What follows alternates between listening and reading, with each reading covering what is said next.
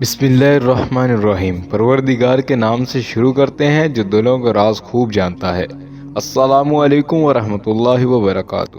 دوستو، امید ہے کہ آپ سب خیریت سے ہوں گے۔ دوستو، خانہ کعبہ دنیا کی مقدس ترین جگہ ہے۔ اس کی حفاظت فرشتے کرتے ہیں، مگر یہ بات سن کر آپ کے رونگٹے کھڑے ہو جائیں گے کہ خانہ کعبے کے اندر خزانے کی حفاظت 500 سال سے ایک سانپ کر رہا ہے۔ دعویٰ کیا جا رہا ہے کہ اس سانپ کا سر بچے کی سر کی طرح ہے۔ دنیا میں کسی آدمی کے پاس اتنی ہمت نہیں ہے کہ اس ناگ کے پاس بھی جا سکے۔ یہ سانپ انتہائی خوفناک ہے۔ یہ سانپ خزانے کی حفاظت کیوں کر رہا ہے؟ اس کے علاوہ یہ بھی بتائیں گے کہ جب خانہ کعبہ کی کھدائی کی گئی تو کیا معجزے ہوئے۔ خانہ کعبہ میں پہلے بت کس نے رکھا؟ خانہ کعبہ کو کئی بار تعمیر کیا گیا۔ حضرت اسماعیل علیہ السلام کے خاندان کو مکے سے کیوں نکالا گیا، یہ سبھی تفصیلات اس ویڈیو میں بیان کی جائیں گی، لہٰذا ویڈیو کو آخر تک ضرور دیکھیے گا۔ دوستو، جب میدان عرفات میں حضرت آدم علیہ السلام اور اماں حوا علیہ السلام کی ملاقات ہوئی تو اللہ رب العزت نے جبرائیل علیہ السلام کو ان کی طرف بھیجا اور انہیں حکم دیا کہ میرا ایک گھر تعمیر کرو۔ چنانچہ جبرائیل علیہ السلام نے ایک لکیر لگائی، جبکہ آدم علیہ السلام اس جگہ کو کھودنے لگے۔ پھر آدم علیہ السلام اور اماں حوا نے مل کر اس کی تعمیر کی۔ خانہ کعبہ بنا لیا گیا تو اللہ رب العزت کی طرف سے حکم آیا کہ اس گھر کا طواف کرو۔ تم پہلے انسان ہو جس نے اس گھر کا طواف کیا۔ یہ پہلا گھر ہے جو لوگوں کی عبادت کے لیے بنایا گیا ہے۔ اس کے بعد خانہ کعبہ کی دوبارہ تعمیر حضرت شیش علیہ السلام نے کی، جس کے بعد حضرت نوح علیہ السلام کا زمانہ آیا۔ دنیا کے کونے کونے میں برائی نظر آنے لگی۔ اللہ نے پوری زمین پر ایک طوفان بھیجا۔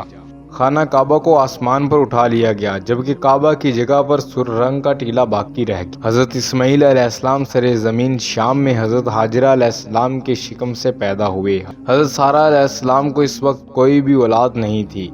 چنانچہ حضرت سارہ علیہ السلام حضرت ابراہیم علیہ السلام کو کہنے لگیں کہ آپ ہاجرہ اور اسماعیل کو مجھ سے دور کر دیں۔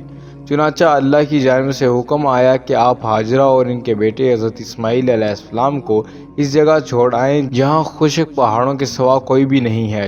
چنانچہ حضرت ابراہیم علیہ السلام اور اماں ہاجرہ علیہ السلام اور اسماعیل علیہ السلام کو لے کر اس جگہ پہنچے جہاں پر آج بیت اللہ موجود ہے۔ اس وقت یہاں پر کوئی بھی آبادی نہیں، نہ ہی کوئی پانی، نہ ہی کوئی چشمہ تھا۔ حضرت ابراہیم علیہ السلام کھجوریں اور پانی ایک مشکیزہ رکھ کر روانہ ہو گئے۔ حضرت ہاجرہ علیہ السلام نے پیچھے سے آواز دی کہ آپ ہمیں اس بیابان میں چھوڑ کر کہاں جا رہے ہیں؟ حضرت ہاجرہ نے کئی بار پکارا، اگر آپ نے کوئی جواب نہیں دیا۔ آخرکار حضرت ہاجرہ علیہ السلام نے سوال کیا کہ آپ اتنا فرما دیجئے کہ اپنی مرضی سے چھوڑ کر جا رہے ہیں یا اللہ کی طرف سے آپ کو ایسا کرنے کا حکم ملا ہے؟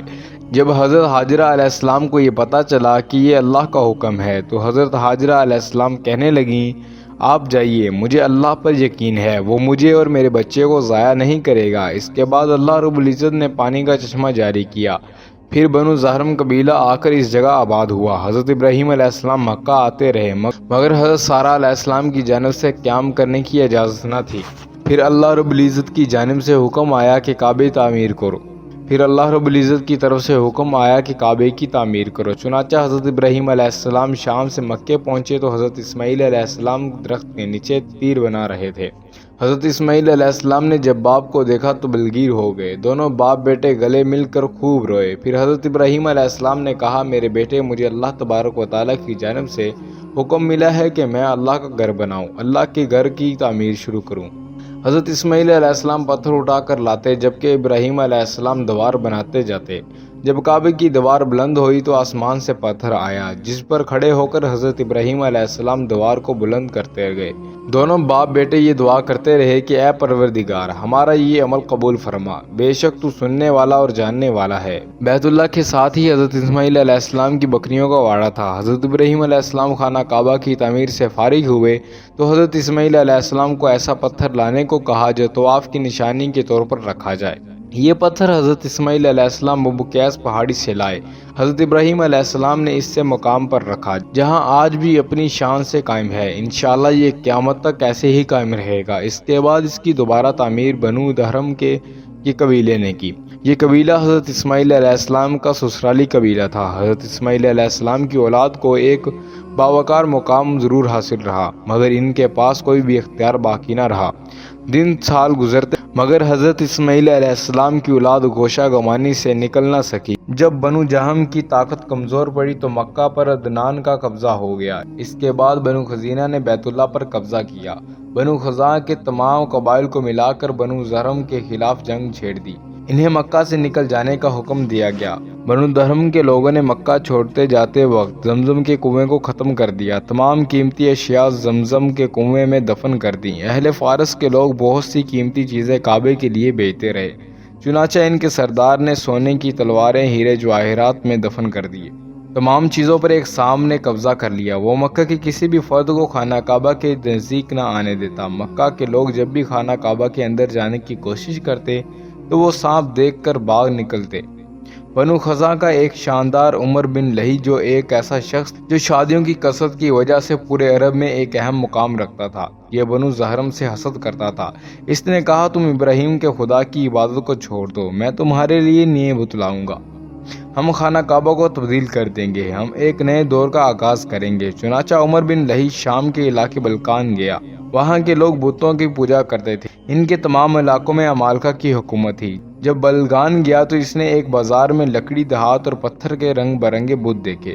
یہ بت اس قدر خوبصورت تھے کہ جو کوئی بھی دیکھتا وہ دیکھتا ہی رہ جاتا۔ بنو عمالقہ کے لوگ ان کی عبادت کرتے، ان کے آگے ہاتھ پھیلاتے۔ اس کے دماغ نے اس سے پیغام دیا کہ اگر عمالقہ کے لوگوں میں بتوں کا یہ مقام ہے تو مکے کے لوگ دیکھ کر پاگل ہو جائیں گے، وہ ضرور ان کی عبادت کریں گے۔ عمر بن لہن نے فیصلہ کر لیا کہ وہ ان بتوں کو کعبے کے اندر نصب کر دے گا۔ چنانچہ اس نے بلقان کے ایک بت تراش سے انسانی شکل میں تراشا ہوا بت لی، جس کا دایاں ہاتھ ٹوٹا ہوا تھا۔ لوگ اس کو حمل کہتے تھے۔ اس میں بہت سے قیمتی پتھر جڑے ہوئے تھے۔ حبل سے مراد سب سے اونچا، سب سے بڑا۔ چنانچہ عمر بن لہی عزب کو لے کر مکہ پہنچے۔ مکہ پہنچتے ہی اس نے کعبے کے صحن میں سب کو جمع کیا اور کہنے لگا، میں تمہارے لیے بہت بڑا تحفہ لایا ہوں۔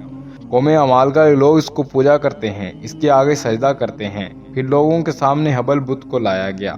عمر بن لہی کہنے لگا، اس کا بایاں ہاتھ اس لیے ٹوٹا ہوا ہے تاکہ وہ بنو زخم کو کچھ نہ دے، جبکہ دایاں ہاتھ اس لیے سلامت ہے تاکہ ہم جو کچھ بھی اس سے مانگے یہ ہمیں عطا کرے۔ بنو خزاعہ والے ناچ گانے میں ماہر تھے، اس لیے کئی دن تک کعبے کے صحن میں رکھے اس بت کے آگے کئی دن ناچتے رہے۔ اگر بنو جرم کے لوگ ان کو منع کرتے تو وہ لوگ ماں بہن کی ایسی گالیاں دیتے کہ وہ شرم سے پیچھے ہٹ جاتے۔ کچھ دنوں تک وہ لوگ حبل کا جشن مناتے رہے۔ حضور اکرم صلی اللہ علیہ وآلہ وسلم نے فرمایا کہ میں نے عمر بن لہی کو دیکھا، وہ جہنم میں اپنی نتنیاں گھسیٹ رہا تھا۔ عمر بن لہی نے مکے کے باقی تمام قبیلوں کو اس بات کی دعوت دی کہ وہ اپنے اپنے بت بنا کر کعبے کے ارد گرد رکھ دیں۔ جس قبیلے والے کا مکے والوں سے جھگڑا ہوتا اس کا بت نکال دیا جاتا۔ مکے کے کچھ لوگ نوح علیہ السلام کی بستی کے قریب سے گزرتے تھے۔ انہیں 5 بت ملے جن کے نام ود، سوا، یغوث، یعوق اور نظر تھے۔ یہ لوگ وہاں سے ان بتوں کو ساتھ لے کر آئے اور جدہ کے ایک مقام پر دفن کر دیا۔ جب مکہ پہنچے تو انہوں نے مشہور کر دیا کہ حمل کے تابع ہمیں اور بھی بتوں کا پتہ چلا ہے۔ پھر وہ اہل مکہ کو لے کر جدہ پہنچے، وہاں سے زمین کھود کر بتوں کو نکالا۔ ان بتوں کو کعبے میں لا کر رکھ دیا گیا۔ ان لوگوں نے ان بتوں کی عبادت کرنا شروع کر دی۔ اس طرح کعبہ بتوں کا گھر بن گیا۔ وقت پھر گزرتا گیا۔ حضور صلی اللہ علیہ وآلہ وسلم جدہ مسجد کیسی بن کلاب نے خزاعہ قبیلے کو مکہ سے نکال دیا۔ یہ مکہ کا سردار بن گیا۔ حاجیوں کے مقام کا انتظام اس کے ہاتھ میں آ گیا۔ انہوں نے کعبے کو دوبارہ تعمیر کر لیا۔ حضور صلی اللہ علیہ وآلہ وسلم کی عمر 35 سال کے قریب تھی تو قریش مکہ نے مکہ کو دوبارہ تعمیر کرنے کے بارے میں سوچا۔ کعبے کی تعمیر میں ولید بن مغیرہ کا نام نمایاں تھا۔ ولید بن مغیرہ نے کعبے کی چھت کے لیے جدہ کی تماشادہ بحری جہاز کی لکڑیاں خریدی، جبکہ فیصلہ ہوا کہ حجر اسود والی دیوار کو عبدہ منان یعنی حضور صلی اللہ علیہ وآلہ وسلم کا خاندان تعمیر کرے گا، حتیم والی دیوار کو بنی اسد، رکن یمانی والی دیوار کو بنی تمیم اور بنو خزور، جبکہ رکن یمانی سے حجر اسود تک کی دیوار کو 4 قبیلے تعمیر کریں گے۔ کعبے کے کنویں میں ایک ناگ رہتا تھا جس کی پھنکار سے لوگ بھاگ جاتے تھے۔ کسی میں اتنی جرت نہیں تھی کہ وہ اس کے قریب جا سکے۔ یہ سانپ سارا دن کعبے کی منڈیر پر بیٹھ جاتا اور مزے سے دھوپ سیکتا۔ مرمت اور تعمیر کا کام اس سانپ کی وجہ سے رکا ہوا تھا۔ ایک دن یوں ہوا کہ ایک بڑا عقاب اڑتے اڑتے یہاں نکلا۔ وہ بجلی کی طرح ناگ پر لپکا اور اسے دبوچ کو اڑا کر نکل گیا۔ عربی کتابوں میں اس واقعے کا ذکر ملتا ہے۔ یہ تمام قبیلے اپنی اپنی جگہ پر آ کر کھڑے ہو گئے۔ اب کسی میں جرت نہیں تھی کہ وہ کعبے کی دیوار کو مسمار کر سکے۔ آخرکار ولید بن مغیرہ گودان لے کر اوپر چڑھ گیا اور کہنے لگا، اے رب العزت، تجھے خوب علم ہے، ہمارا ارادہ برا نہیں ہے، ہم تیرے گھر کو اجاڑنا نہیں چاہتے بلکہ اس کو آباد کرنے کی فکر میں ہیں۔ چنانچہ ولید بن مغیرہ نے ایک پتھر اکھاڑ دیا، رات کا انتظار کرنے لگے کہ کہیں ان پر عذاب نازل نہ ہو جائے۔ جب رات خیریت سے گزر گئی تو کعبے کا اگلا حصہ گرا دیا گیا۔ اس طرح تمام قبائل والوں نے علیحدہ علیحدہ پتھر جمع کیے اور عمارت بنانا شروع کر دی۔ جب حجر اسود کی باری آئی تو ہر قبیلے کی کوشش تھی کہ وہ خود حجر اسود کو مقرر جگہ پر لگائے، تو قبیلوں میں دشتری میں خون بھر کر اس سمے ہاتھ ڈبو کر حلف اٹھایا گیا کہ سب کٹ مریں گے مگر حجر اسود کو نہیں رکھنے دیں گے۔ پھر ان تمام لوگوں نے ایک آدمی کو ثالث مان لیا کہ جو بھی یہ فیصلہ کرے گا ہم کو منظور ہوگا۔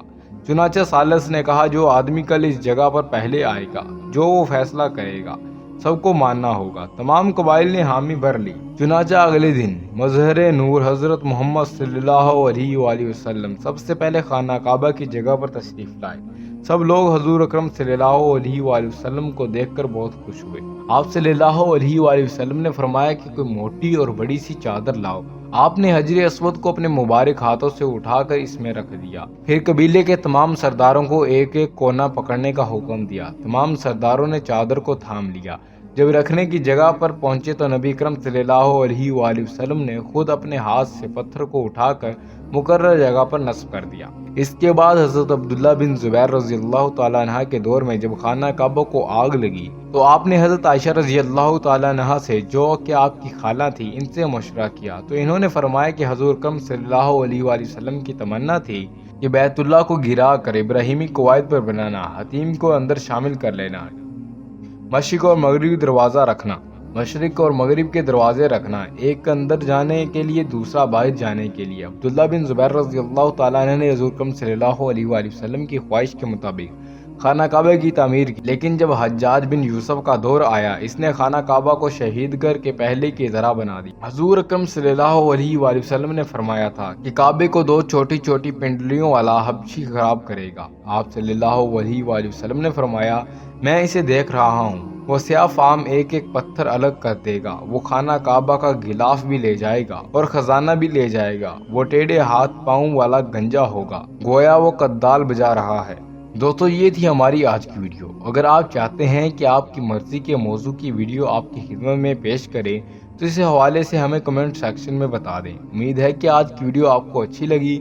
اگر اچھی لگی ہے تو اس ویڈیو کو لائک کر کے چینل کو سبسکرائب کر دیں اور ساتھ والے بیل آئیکن کو ضرور دبا دیں تاکہ مزید ایسی ویڈیو کا نوٹیفیکیشن ملتا رہے۔ اور اس ویڈیو کے بارے میں کمنٹ باکس میں اپنی آراء سے آگاہ کیجیے گا اور اپنے گرد و نواح کے تمام دوستوں اور رشتہ داروں کا خیال رکھیے گا۔